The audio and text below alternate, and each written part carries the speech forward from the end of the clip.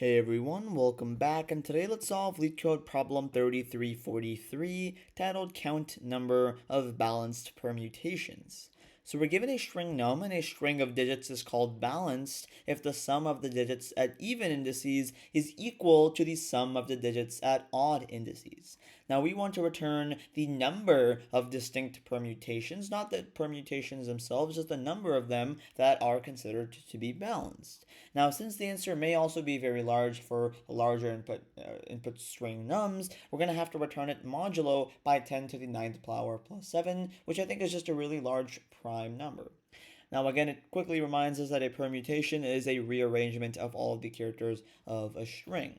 So let's go ahead and look at example 1 here, where our input string num is going to be 1, 2, 3. That is, the integers 1, 2, 3 in the input string itself. In this case, we have an output of 2 because there's exactly 2 different distinct permutations of nums that are actually balanced. Again, meaning that the sum of indices, or rather sum of integers at the odd indices, is equal to the sum of integers at the even indices. In this case, those two different permutations would be 1, 3, 2 and 2, 3, 1. There are a total of 6 different permutations in our input array nums that we could possibly have, right? 1, 2, 3, 1, 3, 2, 2, 1, 3, 2, 3, 1, 3, 1, 2, and 3, 2, 1. But only 2 of them have that balanced property of having a balanced or equal sum of integers at the odd and even indices, right? If you go ahead and look at these different permutations here, for 1, 3, 2, the odd indices are going to be just 1, right? It's going to be index 1. And in this case, since we only have one element at an odd index, the sum of them is just going to be the value of that element itself, and that's going to be 3. We have two different even indices in this case. We have index 0 and index 2. In this case, index 0 plus index 2 is going to be equal to 1 plus 2, which is 3. Look at that, that's the same value as the odd index sum, and since 3 is equal to 3, this is balanced. Applying the same logic here, just swapping the positions of 2 and 1, still keeping it a permutation, just a different rearrangement. 2 plus 1 is indeed still equal to 3, right? And so that is still balanced. That is a total of 2 different permutations that do actually have, a balanced property, and that's why we have an output of 2. In example 2, we have our input array num, or rather input string num, to be 1, 1, 2. In this case, there's only one way we could actually form a distinct permutation of this input array, or rather input string, to get it to be balanced. That would be moving this 1 over, or rather moving this 2 over in the middle, right? If that doesn't really make sense, effectively, our final kind of permutation that would be balanced would be 1, 2, 1, right? Where 1 at index 0 plus 1 at index 2 would be equal to 2, and 2 in the middle index at index 1, which is odd, would also be equal to 2, hence making it balanced, and that is the only permutation of this input array num that is actually balanced. Finally, in example 3, we have our input array num to be 1, 2, 3, 4, 5. In this case, there are many different permutations of our input array nums, but none of them have different rearrangements of elements so that the sum of the integers at odd indices is specifically equal to the sum of the integers at even indices. Just to take the initial example itself as kind of an example here, our odd indices in this case are going to be index 1 and index 3. In this case, the sum of those are going to be 2 plus 4, or 6. In this case, our even indices are 0, 2, and 4, right? In this case, that is going to have a sum of 1 plus 3 plus 5, which is indeed equal to 9, which is not equal to 6. Hence, it is not a balanced permutation, which is a property that none of the permutations of this input string num actually have. And so we have a hence output of 0. So for the constraints here, we see that the length of the input array nums is actually going to be between 2 and 80. Typically for runtime complexities, that's actually very small. It tells us that we don't have to have a linear or even quadratic solution. Even a cubic solution would still be accepted. It wouldn't give us a TLE because our input constraints are indeed so small, and we can't afford to have more and more operations for relatively slower algorithms to still fit the context and input constraints of this specific problem. We're also guaranteed that our input string num is only going to consist of digits from 0 to 9, kind of just validating what the problem statement told us and telling us that we're never going to have any invalid inputs or inputs that we have to worry about to check if they're not actually what the problem statement confirmed them to be, right? So with those kind of examples, constraints, and problem statement out of the way, let's go ahead and get into our key observations to really help solve this problem in the most efficient manner. And the first one we know is that, again, the total sum of digits have to be even for a balanced permutation to exist. We know if it's odd, we can immediately return 0. Well, why is that? Well, let's recall, kind of take a step back and kind of understand what a balanced string really means, or rather what a balanced permutation really means. it means that the sum of integers at odd indices is equal to the sum of integers at even indices, meaning the sum of integers at even indices has to be the total sum of all integers in the input string num, it has to be even. Because if we want to split it into two equal parts, we know that only an even value can do that. An odd value is never going to split it into two equal parts. Hence, if we have an odd total sum of digits for our input string num, we can immediately return 0, meaning we can't form any valid permutations, as regardless of what we do, the total sum of any permutation is not going to change, and we can't split into two equal sum halves an odd total sum. It just won't work, right? If we have a total sum of, per se, 9, we can split that to 4 and 5, we can split that to 3 and 6, but we can't split that to, obviously, any equal halves, right? We can't do 4.5 and 4.5 because we're guaranteed that it is actually given as integers rather than floating points or floating numbers, right? And so that wouldn't work. And how can we kind of combine this with, an algorithm to kind of efficiently solve this, at least for the standards of this specific problem? Well, we can actually use dynamic programming here, and we're also going to be using some memoization or caching, if you will, to actually efficiently explore all the different valid permutations without having to repeat any values or having any redundancy in our code. Hence the reason why we're going to have that caching or memoization included in our solution as well. And finally, this is a hard problem. We do have to count the different number of ways. Hence, it is going to be somewhat of a combinatorics problem. In this case, it is no different. It is a combinatorics problem, and we're going to use combinatorics to actually count the number of ways to assign the digits to even and odd positions, right? So let's go ahead and get a high-level solution, just kind of high-level rundown, rather, of how we're going to solve this problem. Effectively, we'll first actually count the digit frequencies, meaning, we're going to actually tally how many times each digit appears in the input string and map that to its frequency. And again, that's going to be digits in this range of 0 to 9. And then we're actually going to pre-compute our factorials, right? To actually facilitate these kind of combinatorial calculations, we're actually going to pre-compute those factorials, and we're also going to pre-compute their modular inverses, up to the length of the input string, right? And then once we actually kind of finish that pre-computing and digit counting part, then we actually start our main recursive DFS function, helper function, if you will, where it's going to take in 4 different parameters. It's going to take in the current digit that we're currently considering. That's, again, in the range from 0 to 9. It's going to take in the remaining sum that we need for the odd indices to get that kind of equal target value, or half of the total sum, to make it an even sum. And we're also going to get the remaining number of digits to assign to odd indices and the remaining number of digits to assign to even indices. Hence, we're going to have 4 parameters for each call, or the DFS helper function. And finally, of course, we're going to have memoization. We're going to cache all those intermediate results to avoid any redundant computations for values that we've already seen before, just to make our solution that much more efficient and not give us a TLE, right? So now let's actually get into the actual coding solution here. And the first thing that we're going to do is actually initialize our different constants and pre-compute or count those digit frequencies. Now, when I say initialize constants, there's really only one of them, and in this case, it's that mod value that Leetcode specifically asks us to calculate or mod by. And in this case, I'm really just going to call it mod, and it's going to be initialized to, again, 10 to the 9th power plus 7. Again, mod is really just going to help us prevent that integer overflow. It's really just because the problem statement tells us to, and there's really no other reason, because if our values get too large, we don't want to have an integer overflow and get like an MLE, rather a memory limit exceeded, and so that's why we're going to have a mod to kind of restrict the range of outputs there.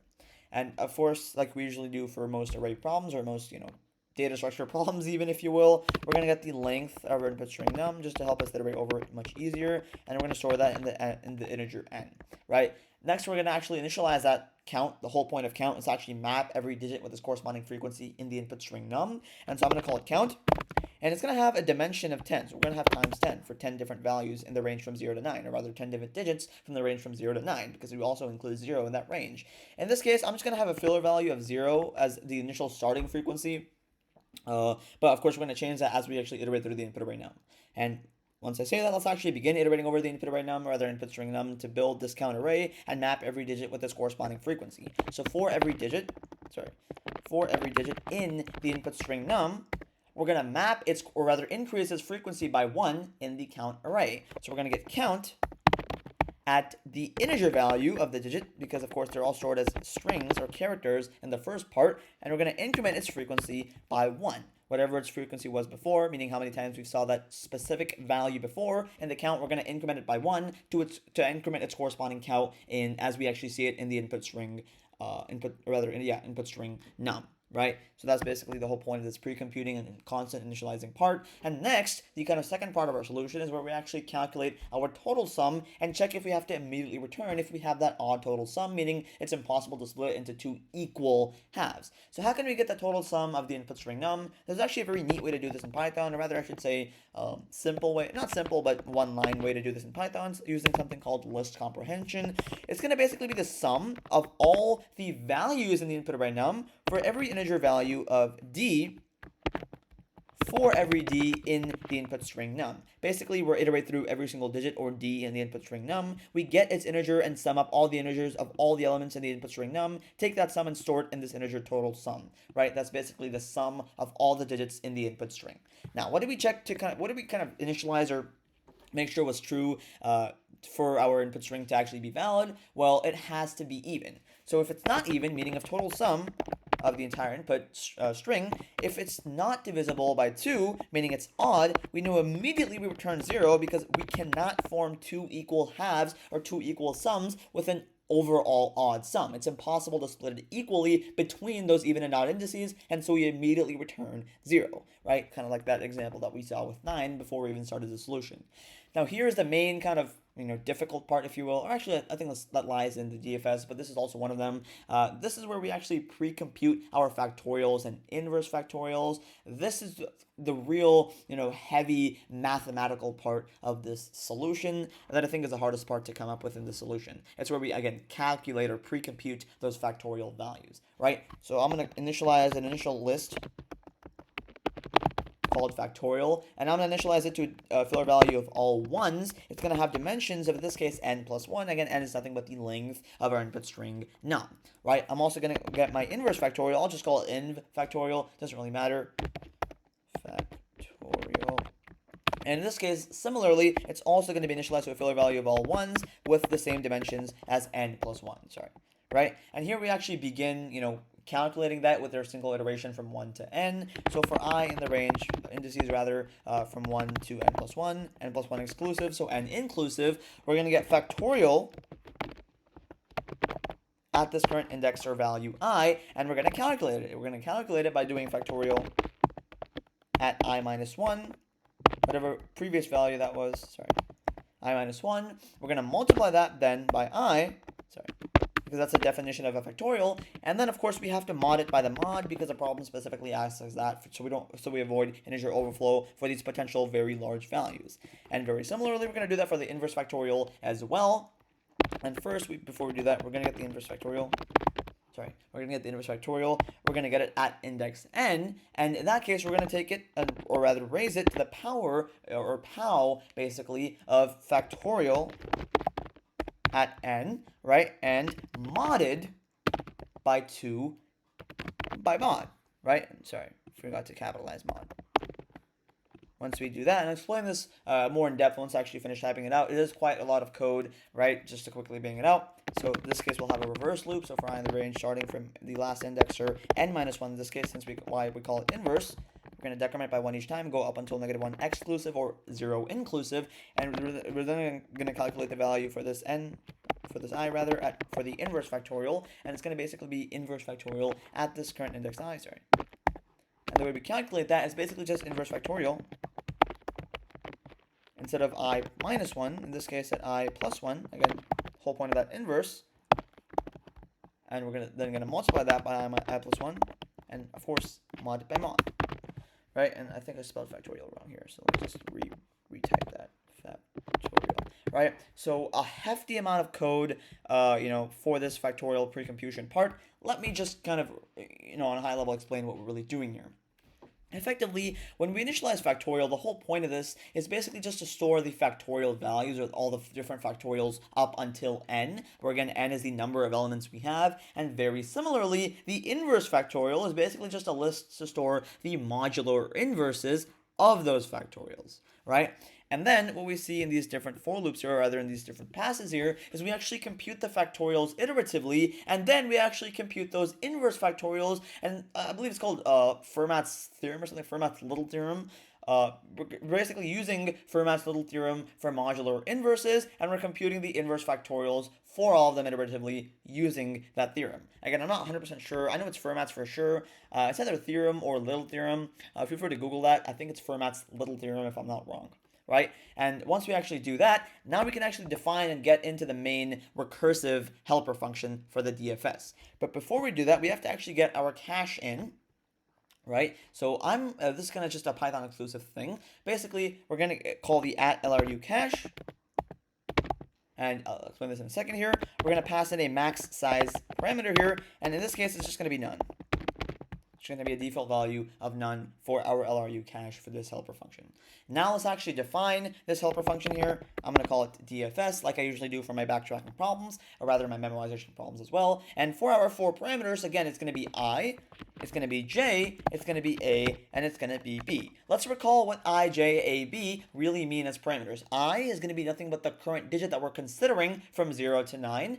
J is going to be the remaining sum that we need for the odd indices. A is going to be the remaining number of digits we need to assign to odd indices, and the B value is going to be the remaining number of digits to assign to even indices, right? That's the whole point of these 4 different parameters that we call or use in each call of this DFS helper function, right? Now in this, usually for all DFS functions or for all backtracking functions, we're always going to have our base case, initialized at the very top or beginning of the helper function.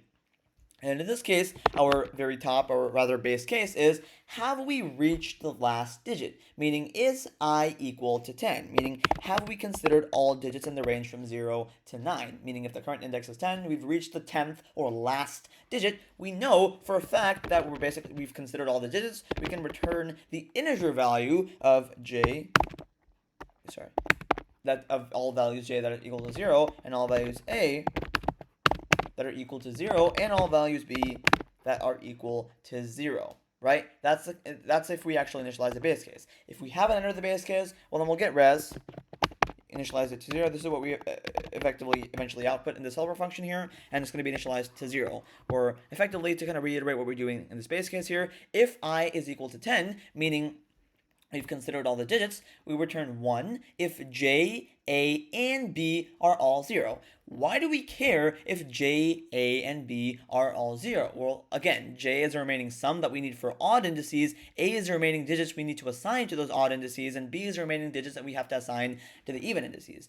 So if we have 0 for the remaining sum and the remaining digits that we have to assign, we've assigned the correct sum. We don't have to assign any more digits. They're all equal to 0 hence, and so that basically indicates a valid balanced permutation of the input array nums, and so we can return 1 if that is the case, right? That's why we're kind of returning the int of j equals 0, a equals 0, and b equals 0, because usually true statements in Python, like the literal word true, has a kind of value of 1, whereas false has a value of 0 in Python. Right? That's just a little thing to note here of why we can return if all of these are true, or rather equal to 0. Now, once we initialize our res to be equal to 0, now let's actually begin iterating through basically the count of I, A, and plus 1, right? Basically in that range, right?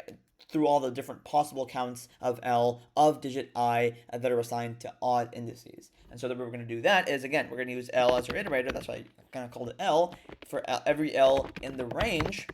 In this case, we're going to take the minimum of either count at index I. Again, I is nothing but the current digit that we're considering, so the number of times that this current digit, if you will, appears, or the minimum of A, and we're going to add 1 to that value. And we're going to go through the range of this eventual value, right? The range of the minimum of the frequency of this, or basically just the remaining digits that we have to assign to odd indices, whatever is smaller in that case, right? The possible counts, or rather of digit I that are assigned to odd indices. Now, in this range, for every L, this value, if you will, we'll get the current value R to be count at I minus our current value L, whatever L actually is. Right, now, if R is greater than B, or L times I is greater than J, we know immediately that we just want to continue. We don't even want to keep going. We just want to continue on to the next iteration. Now, if that isn't the case, if we haven't already continued in this iteration or in this call of the helper function here, then we actually start calculating or choosing the number of different ways we can choose L digits for odd indices and R for even indices, right? So I'm literally going to call it ways, and it's going to basically be combinations of passing in two parameters A and L. That's going to be multiplied by combinations of B and R, and again, of course, we're going to mod that by our mod value. Again, are kind of built-in helper functions here in Python here. In this case, I don't have to actually import their modules or packages here because they're already all pre-imported in Leetcode's code editor or library, if you will, right? And once we actually calculate the number of different ways to choose that, we want to then add it to our result for this current value or index I. So res plus equals ways times, this is the helper or the recursive part, this ways times DFS, and this is where we have that recursive function. Now, how are we changing our current parameter values in the next helper function? Well, of course, we're going to choose or consider the next digit, so we're going to go to the I plus 1th digit. In terms of our j value, we're going to then subtract that by 1, and we're going to subtract that by 1, and then we also want to then multiply I, right? We're going to subtract from j 1 times I, right? And once we actually calculate that, and sorry, there should be L. Sorry, I don't know why I had a 1 there. 1 times I is just I, right? It's going to be DFS, the next digit I. It's going to be j minus L times I. It's then going to be A minus L. And then we're going to, for our B parameter, we're going to subtract R from that. So B minus R. Sorry, I don't know why I had a period there. And once we do that, finally, the only thing we need to do from there is take our res value and mod it by mod. We always have to keep doing that so we don't actually encounter integer overflow. Now, this is, and let me actually just finish this up. Of course, we want to then return res for this kind of, once the for loop is actually done executing, because that's, of course, what the output value for this current digit I of the input array nums, or rather of the input digit nums, right? So, again, very hefty code here. It's a lot of coding. Let's kind of break this down into how we're really doing this. Again, the whole point of this DFS function here is to actually recursively explore all the different ways we can assign digits to odd or even indices, right? We covered what the parameters were. We covered what the base case was. If we've considered all digits, meaning we're at the 10th digit, I is equal to 10, we return 1 if all three values, j, a, and b, are equal to 0. That indicates a valid, valid balanced permutation. Once we actually cover that base case here, once we initialize a result to actually be that kind of value, if you will, or output value, if you will, for this call, then we actually start iterating through all the different possible counts L of digit I that are assigned to odd indices. We first calculate R to be equal to count at the current index I subtracted by L, right? The whole point of that is the digits assigned to the even indices. We then skip any invalid assignments where R is greater than B, where again, B is basically nothing but the remaining digits to assign to even indices, and R is the digits assigned already to even indices. So if R is greater than B, where L times I is greater than J, where again, I is basically the current digit, well, in that case, if that's greater than j, which is again the remaining sum that we need for odd indices, we immediately have to continue. It's not possible. That's an invalid assignment. And after that, we actually calculate the number of ways to choose those L digits for odd indices and those R digits for even indices, right? We actually calculate the number of ways to do that. And finally, once we calculate the number of ways, we then add them to the result. We basically recursively call that DFS for the next digit and accumulate the result by adding it to the result for the number of ways and then multiplying that with the new recursive DFS call, basically moving on and considering the next digit. And effectively, that is it for the actual definition of the helper function here. Then we actually return our final result. And in this case, we're going to basically just return whatever the output is for our DFS call. And how are we really starting these values? Well, of course, we start from value 0, right? We obviously have to start from digit 0 and consider that first and then move on upwards from there, right? What is our kind of value for our j parameter? In that case, it's just going to be total sum divided by 2. Because we know for the sum of our even digits to be equal to the sum of integers in the even indices, we know for the sum of integers at even indices in their input string num, for them to actually be equal to the sum of integers at odd indices, they have to have a sum individually of half of the total sum of the input array, or rather of the input string n, right? That makes it an even or equal split, right? That's our j parameter. And for our a parameter here, it's just going to be n modded by 2, rather n integer divided by 2, because again, a is the number of digits to assign to odd indices, right? And of course, that's just really going to very straightforwardly just be the length or the total number of indices, integer divided by 2. And finally, for our b parameter here, that's the number of digits that we have to assign to our even indices. It's a little bit more complicated, nothing too much. It's just n minus n divided by 2, right? Just very straightforward logic here. If n divided by 2 is the number of odd digits that we have to assign, digits we have to assign to odd indices, well then the digits we have to assign to even indices is going to be the total elements we have minus the number of digits that have to be assigned to odd indices, because that's going to give us a value of n. And so we're just subtracting that from the number of total elements we have. We're going to get the number of digits we have to assign to even indices, right? n minus n over 2. So that's going to be it for this solution here. I probably made some very silly syntax here, but let's go ahead and verify that and check if this actually does work. Okay, let's see. I think LRU, I think it should definitely have a max size. Oh, sorry. Don't know why I put an underscore there. Max size is indeed actually a keyword that I can't put an underscore in. Sorry about that. And as you can see, this really is just about as efficient as you can get it to be. So on a high level, how are we really solving this problem? Just to kind of quickly reiterate how we're really solving it. Effectively, we're using that DFS helper function to recursively explore all the different possible digit assignments to odd and even indices recursively. And we're always making sure and keeping track that the sum of the digits at odd positions always equals the total sum divided by 2. We're also using that memoization to efficiently, ensure that efficiency when we're actually having a large amount of combinations and combinatorics, even when we have larger inputs closer to 80, right? And we're always keeping track of and modding by that modulo of 10 to the 9th power plus 7 to keep all of our calculations within our integer bounds. We don't have any integer overflow, and we're keeping it very standard for Leetcode and competitive programming in general to avoid getting a TLE. And as you can see, this really is just about as efficient as you can get it to be, which brings us to the complexity of this solution.